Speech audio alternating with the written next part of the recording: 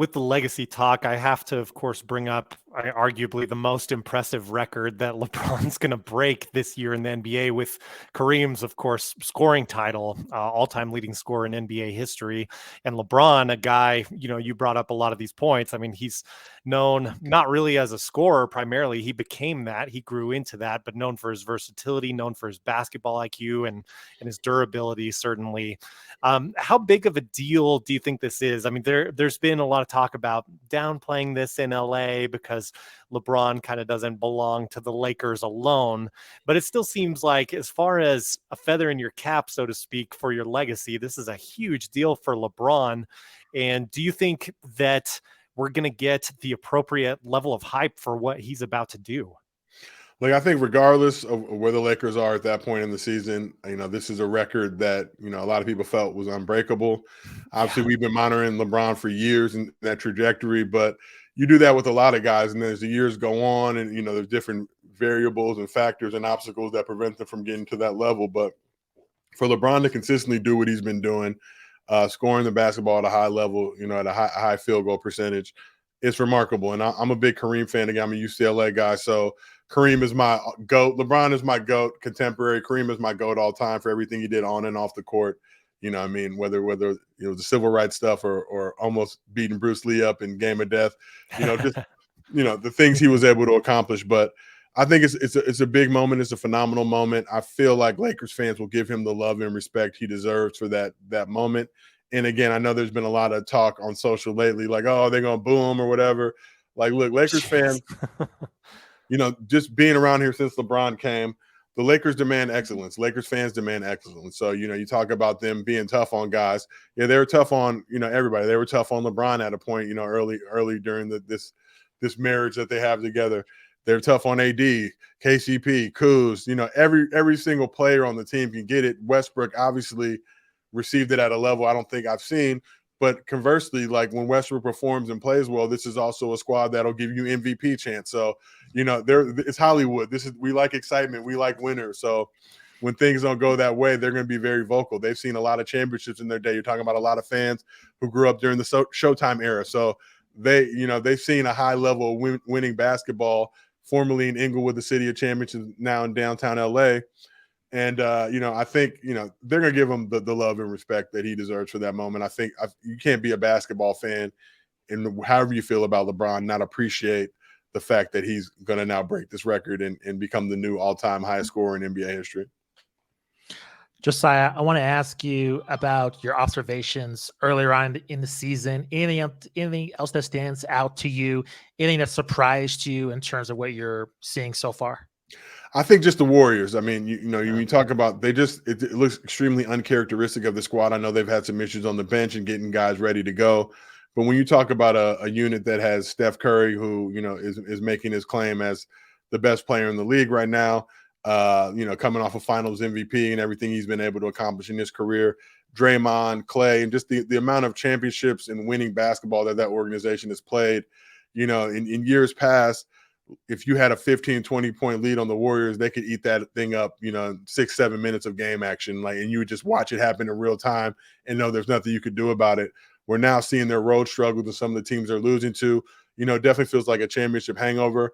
But again, this is a squad that I think, once the playoffs come, they're going to be able to lock in and get it together. So I know Warriors fans are acting like the sky is falling, and definitely there needs to be some work done, and maybe there's some moves made in that franchise. But when you talk about that big three core unit, along with Andrew Wiggins, Jordan Poole, like, guys are going to figure it out, and they've already done it at a high level and won championships together.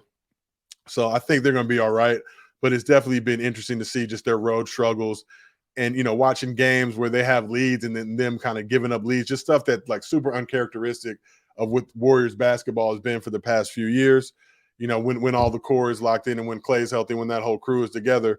But, it's going to be interesting to see. And I feel like this Western Conference, like we talked about earlier in the show, Western Conference, Eastern Conference, just league pass in general, you're starting to see that changing of the guard, which, you see every, 5, 6, 7 years. But when these teams that you didn't expect to do much are now performing well, everybody thought the Jazz were going to be tanking, for Victor Wembanyama.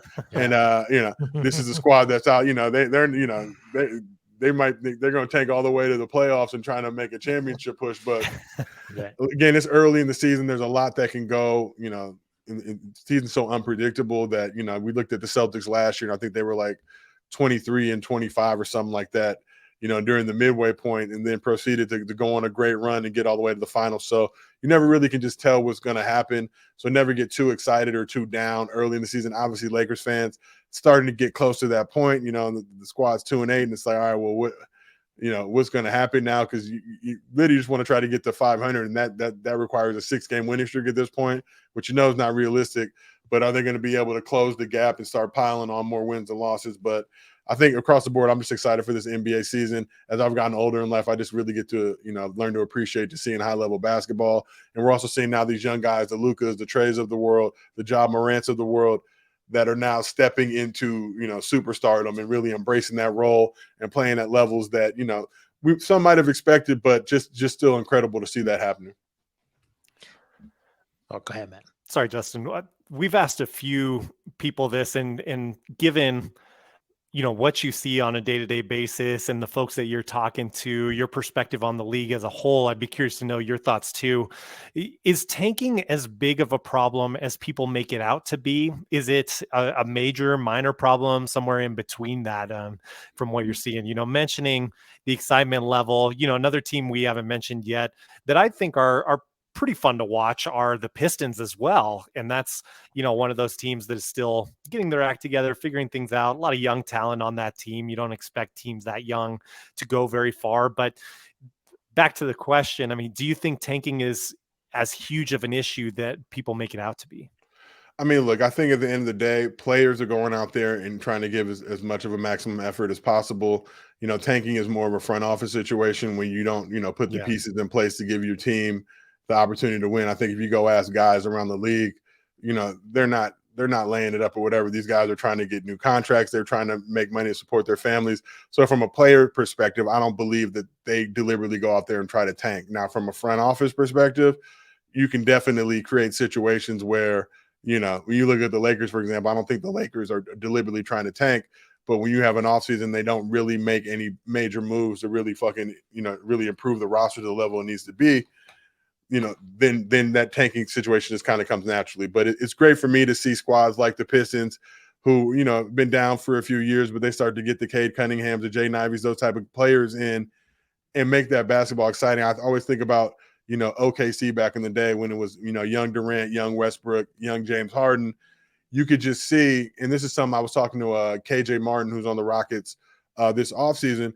It's one thing to be, a young team versus a bad team. Like the Rockets, they're a young team, right? Young teams are going to lose games. That's just is what it is. So you might be at the bottom of the league or one of the worst teams in the league from a young team perspective. But once you get old enough now, you start to become vets and you start to learn this game. It reminds me of those OKC Thunder squads where you saw those squads and all right, once KD and Westbrook and Harden figured out, just get a little bit older, become more vet savvy, like these are going to be winning basketball players. Like these guys aren't, their team may have a losing record, but these guys aren't necessarily losers. It's a lot different than, an older squad where they're performing at a low level and they really have guys that have been in the league long enough where that shouldn't be the case. It's a learning process for the young teams. It's a little tough when you look at a squad like the Lakers that has a lot of veteran presence, but just can't get it together. But I think, tanking is a part of the game. It just is what it is. Same thing with the NFL, other squads. When you see an opportunity, especially with this draft coming up and some of the talent that is coming through there, some teams are, if I can get a guy who can completely change my franchise. But to the NBA's, I don't even know credit per se. I don't know if I agree with it or disagree with it. I like the NFL model where, look, the worst team in the league is going to get the number one pick. The NBA tries to make it a little bit difficult. I'm not, I don't like to let things rely on ping pong balls. If this is the worst team in the league, just, it's obvious that they should get the best player to help make them become a better team, not let their fate be decided by, a ping pong lottery type system. Lottery is cool. It's entertaining when you're watching it, but it's also like, you see teams sometimes get screwed out of getting that top level talent. So I don't, I think at the end of the day, there comes a point when, that kind of thing works if you're trying to build now and shore up that roster. But eventually these teams got to start going out there and producing. Absolutely. Yeah. And I'm with you on, on your lottery point there. It's a, I see it both ways. It's exciting. It's entertaining. Of course, I'll see the envelopes unfold, but I appreciate the NFL model. We're like, this was the worst team in the league. The worst team in the league gets the best young talent to come in and hopefully not make them the worst team in the league next year. Yeah, and I just don't think we'd have 5+ teams like fighting to get 5 wins over the course of the season. I think at some point it maybe is too embarrassing or something along those lines, and just not overall worth it.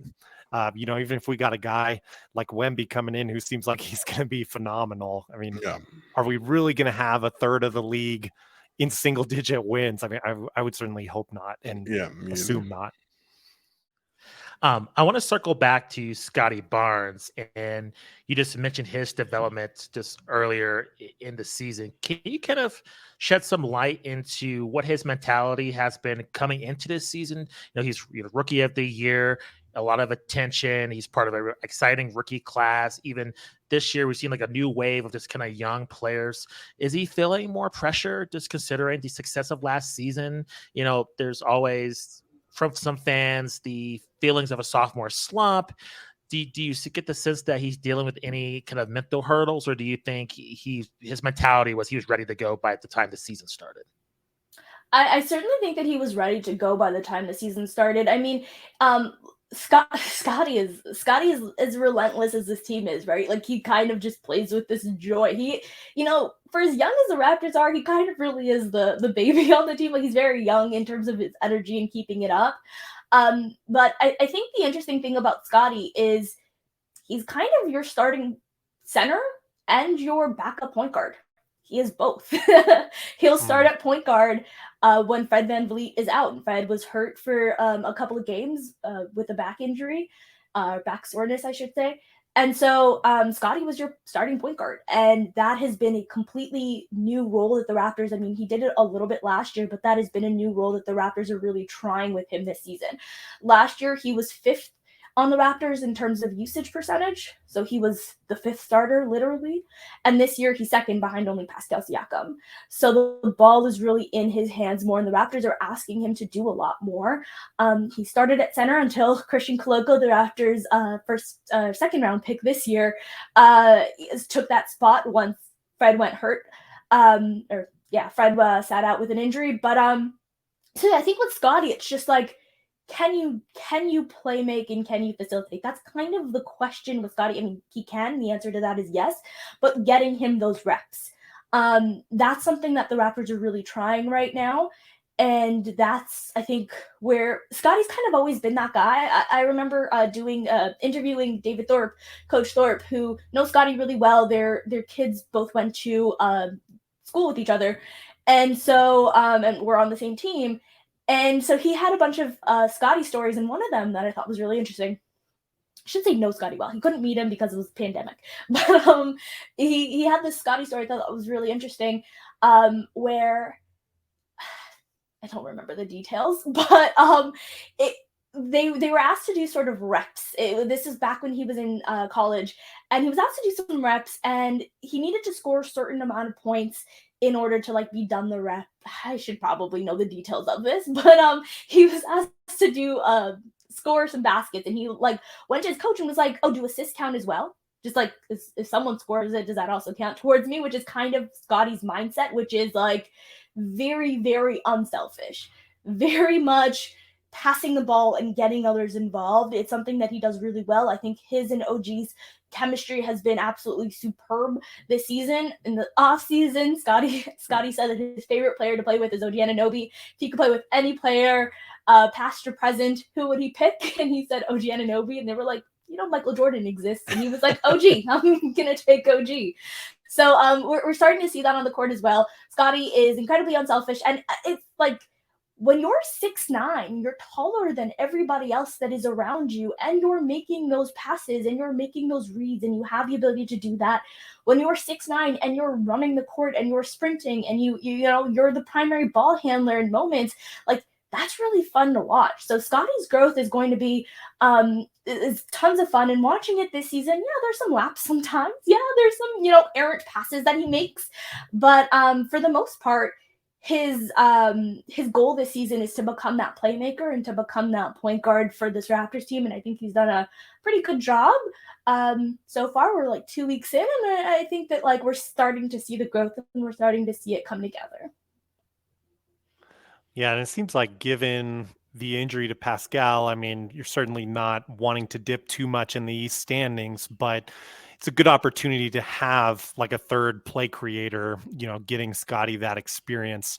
He Wanted might to be ask hobbled you, too right now though, so that's a problem because he hasn't been as aggressive. He's kind of laboring a little bit. There might be an ankle issue there too, so hopefully he's healthy because stuff. Yeah, can't take any more injuries for sure. Wanted to ask you about Fred VanVleet because the situation at the point guard position, I think, was so unique when you go from, you mentioned earlier that he's the heart and soul of that team, which I find fascinating because he took that on after Kyle Lowry, who was the heart and soul of that team for years and years and beloved by that franchise. He really took that upon himself after he left. Can you describe, just from your perspective? I mean, I can't think of any other situation off the top of my head where players at the same position like this go from becoming that heart of the team or that team leader after the player that was starting ahead of them or working alongside them, because I know they played minutes together. But can you just describe that sort of transition of power and how they were able to do that so fluidly from Kyle Lowry's departure to now? Honestly, it's something I've never seen either. I don't even know how to like completely articulate it because Fred comes in undrafted, is the third point guard in terms of like the rotation, behind DeLon Wright. DeLon Wright is kind of Kyle's backup point guard, and then you have Fred VanVleet come in, and then of course after DeLon Wright it becomes Fred's spot. Then they play together in the starting lineup. And I would say when Fred came in, he was less of a point guard, more of a shooting guard. And I still think he is a shooting guard at heart, which is why they were able to play together. The Raptors played Kyle and Fred together in the starting lineup as your 1 and 2, the smallest backcourt in the league. And watching him become this is something that I was not expecting, to be completely honest. It's very Kyle Lowry-esque. It is very reminiscent of him. And he came from the school of Kyle. If he could, if there were classes being taken, that would be the only thing that kind of makes sense. Like, it's very much the school of Kyle Lowry in the way that he operates, even in the game. They're both excellent shooters, although I'll say Fred is a better shooter. Kyle's a better playmaker. Kyle's, a better driver and kicker. Like, he can kind of do a little bit more. Their games are a little bit different in that sense, but they're both kind of built very stocky. You can't post either one of them up. They, but on the court, there is certain differences, sure, but off the court and even to the heart of this team, it is very clear that he came under the tutelage of Lowry, and that Lowry sort of passed down everything to him. So much so that like one of his running jokes is that Kyle Lowry just absolutely destroys the Utah Jazz. And especially the second half, I don't know what it is about Utah and Kyle. And Fred VanVleet last year, the second half, scored 17 straight points against them. And it was see, this comes from the school of Kyle. There is something here that's just been passed down. It's interesting, but he is very much the heart and soul of this team, very similar to how Kyle Lowry was. Kyle Lowry is my favorite basketball player of all time. There's no one that I would rank higher in terms of who I loved and who I think is underappreciated. And I think both of them kind of have been underappreciated in their entire careers. Fred, of course, being undrafted. Kyle, being drafted by the Memphis Grizzlies and then having Conley picked right after, in the following year, and kind of supplanting him. Similar thing happening in Houston with Goran Dragic, and really just trying to find a home and trying to find a place where he can sort of cement himself and believing I am good enough to be an all-star, I am good enough to be all NBA. And it wasn't until he came to the Raptors that he, made all NBA teams and made all-star teams. And I think that that's a similar sort of trajectory for Fred. Of course, he didn't bounce around the league. He's been with the Raptors the entire time, but he was overlooked. He wasn't drafted. And it was because of his size. And they both kind of have a lot of the same kind of shots that have been made against them. they can kind of relate to that. So I'm sure it's a lot of that as well. But yeah, I like it's been really fun to watch Fred VanVleet kind of become Kyle Lowry Jr. One of the other things that I think is concerning just as a fan or just when looking at any team that hangs out at the bottom for a couple years is you wonder if momentum starts playing a factor. I mean, you have, and I'm not saying the Rockets are outright doing this, but you've seen like the process in Philadelphia when they did that, but they had a lot of non-coherent starting fives and things like that they were rolling out during that. From what you're seeing, I mean, recent example, I guess, would be that KJ had asked for a trade, and then now it's looking like he's willing to talk about an extension. And I think a lot of that ties in with what you're talking about, that the offense is starting to improve. I mean, if guys are at least scoring, putting up more numbers, that definitely helps with chemistry and culture of the team.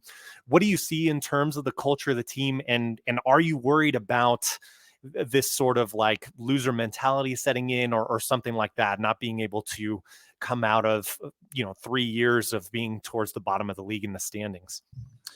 Yeah, well, look, I mean, that's what was concerning about Şengün not starting, right? There's losing, and then there's like having fun while you're losing. And they're two very different things, right? Both for the actual players and the team and the people in the building and for the fans, Rockets fans were watching them play, bottom 3, bottom 2 defense and offense, and Şengün wasn't starting, and it looked ugly, right? It just didn't look good. It looked like they had no idea what they were doing. It looked like they were playing pickup basketball, and it was kind of embarrassing.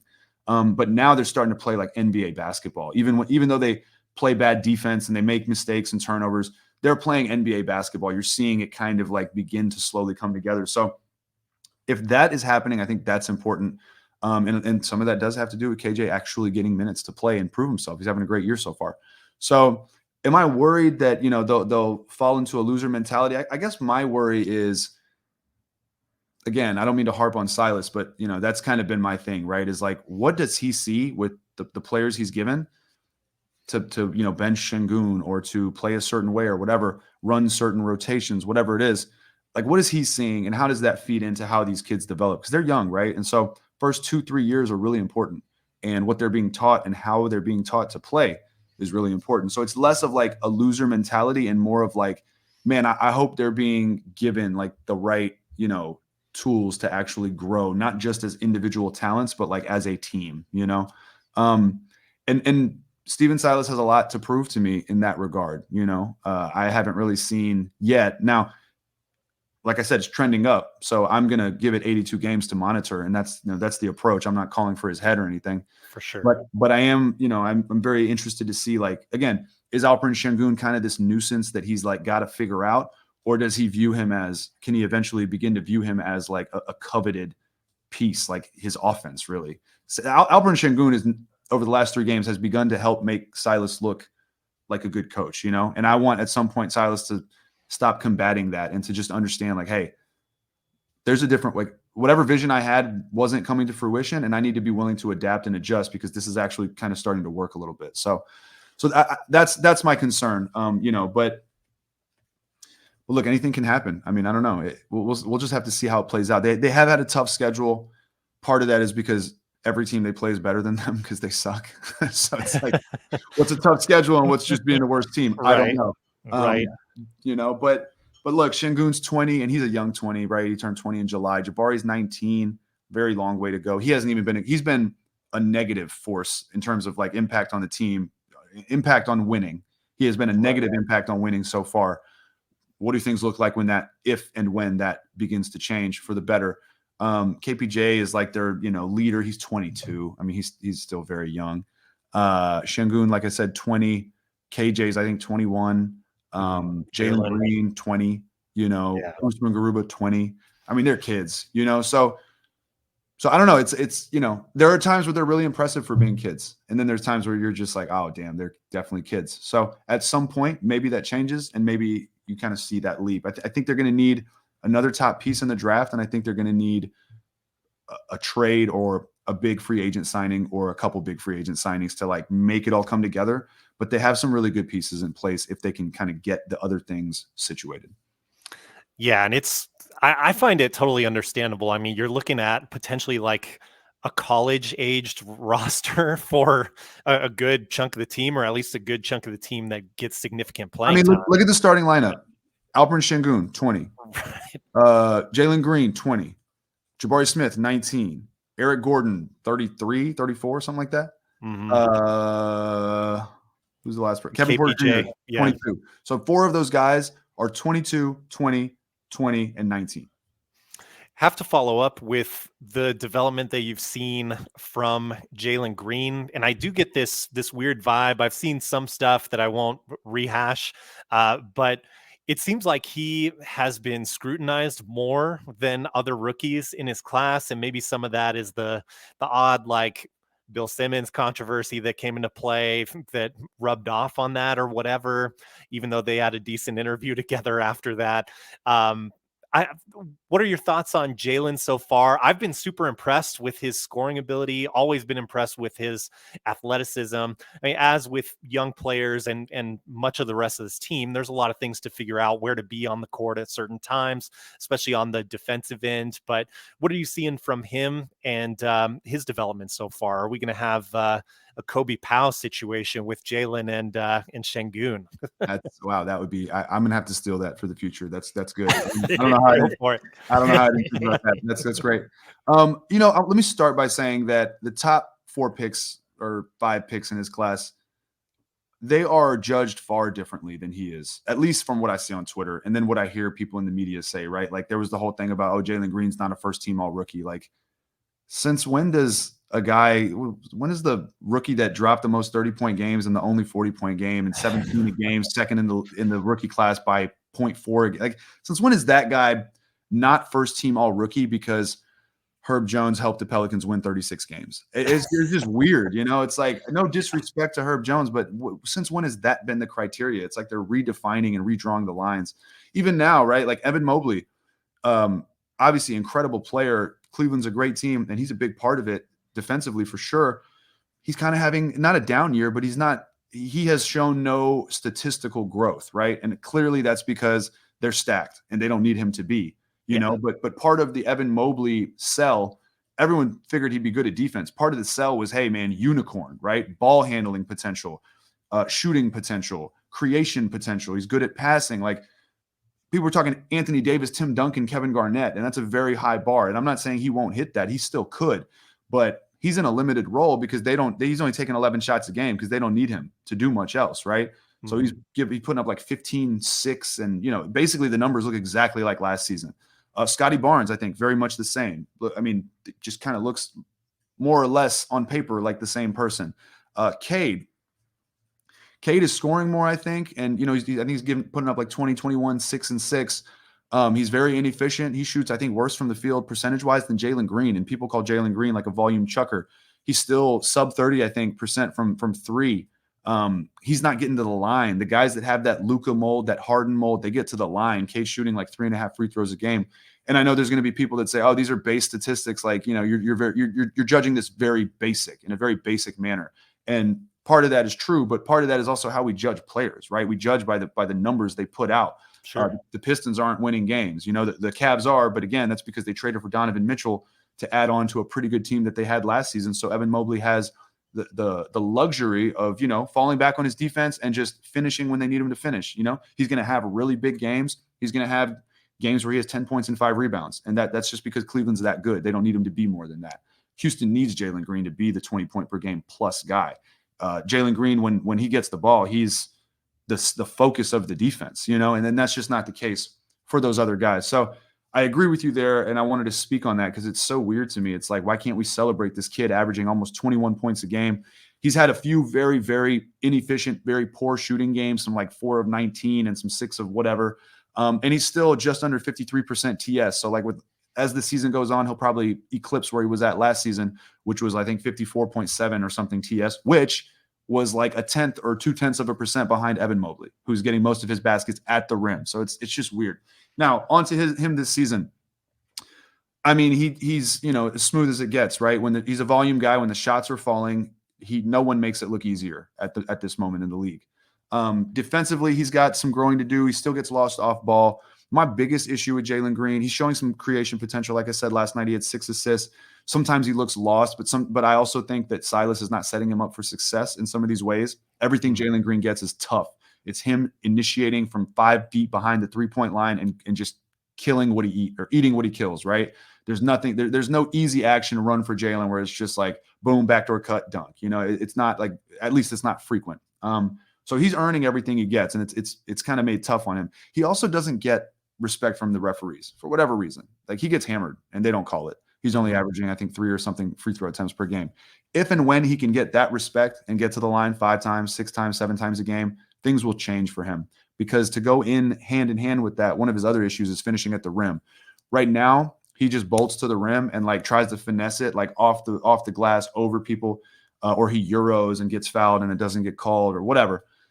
He doesn't do enough of decelerating at the basket and like, you know, finishing with craft, using a shoulder, kind of, I don't know, quick step back, pump fake off the glass, whatever it is, you know, just like finding creative ways to finish at the rim. So a lot of times he burns somebody and then he runs into bodies at the rim and doesn't take advantage of that. So once he figures that out, and that's the other thing, like with the coaching staff, I just wonder, do they work on these things? Because it seems really simple. It's basic stuff, shoulder dip, you know, pump fake, like basic stuff that he just doesn't seem to be implementing at the moment. So if and when he's able to implement that, he's putting up 21 a night right now.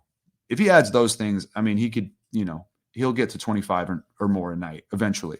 But again, to be putting up 21 a night at 20 years old, I mean, the trajectory is kind of similar to Anthony Edwards, except I think Jalen Green has more potential, just has higher potential. He's just a more fluid athlete, a more explosive athlete. Ant is stronger. I think Jalen's a better shooter. But either way, that type of trajectory. Last I checked, I haven't checked it after last night's game, so this might have changed. But I think after the Magic win, he was shooting 36% from 3 on 8 attempts per game. And again, these are contested threes. These are step backs. These are like, some of them are 33-footers. Like, they're not easy shots. They're coming off a curl, you know. So pretty impressive, all things considered. Again, especially considering he's 20. He turns 21 in February.